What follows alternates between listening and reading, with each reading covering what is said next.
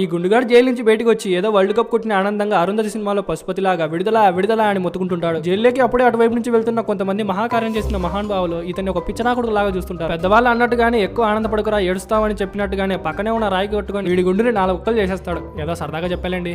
అలా రోడ్డు మీద దారిలో వెళ్తూ ఏదో పెద్ద అమ్మాడిలాగా ఫీల్ అయిపోతుంటాడు. కానీ మన దరిద్రం ఏంటంటే అదే నిజం. ఈ గుండుగాడు 2 సంవత్సరాల కిందట ప్రపంచంలోనే బాగా బలిచిన వాళ్ళ ఇంట్లో ఒక డైమండ్ ని కొట్టేస్తాడు. వజ్రాన్ని కొట్టేయడానికి ఈ గుండుగాడితో పాటు ఇంకొక బొచ్చుగాడు గుడికి అక్కడికి వెళ్తాడు. ఈ ఇద్దరు బొచ్చునాకుడికి గుండునాకుడికి ఇద్దరు డైమండ్ నాకని కొట్టాడుకున్న టైంలో నేను ఒకరిని ఉండారా సింహ అన్నట్టు పోలీసులు అక్కడికి వచ్చారు. బిల్డింగ్ లో సీలింగ్ పైన టేప్ తో వజ్రాన్ని అతికిచ్చి ఏమీ తెలియని శుద్ధపూసలాగా వెళ్లి పోలీసులకు సరెండర్ అయిపోతాడు. 2 సంవత్సరాల తర్వాత జైలు నుంచి బయటకు వచ్చి ఆ బిల్డింగ్ కోసం కాళ్ళు ఏలో పట్టుకొని కావాలంటే ఏదైనా పట్టుకొని ఆ బిల్డింగ్ అడ్రస్ ని ఎలాగోలా కనుక తీరా డైమండ్ ఉన్న ప్రదేశంలోకి పోయి చూస్తే పెనంలో నుంచి పోయి పొయ్యి మీద పడ్డట్టు ఇతను పెట్టిన డైమండ్ ఒక పెద్ద కంట్రోల్ రూమ్ అయిపోయి ఉంటుంది. ఈ గుండుగాడు కక్కలాక మింగలేక కక్కలాక ఏం చేయాలో అర్థం కాకుండా ఎక్కడ చేతులు అక్కడ మూసుకొని అక్కడి నుంచి వెళ్ళిపోతాడు. వీడియో చూసి హీ అని అయిపోవడం కాదు, ఒకరు లైక్ చేయండి. అలాగే ఆనందం మనం ఒక్కరమే కాదు 10 మందికి పంపించాలంటే ఈ వీడియోని కూడా షేర్ చేయండి.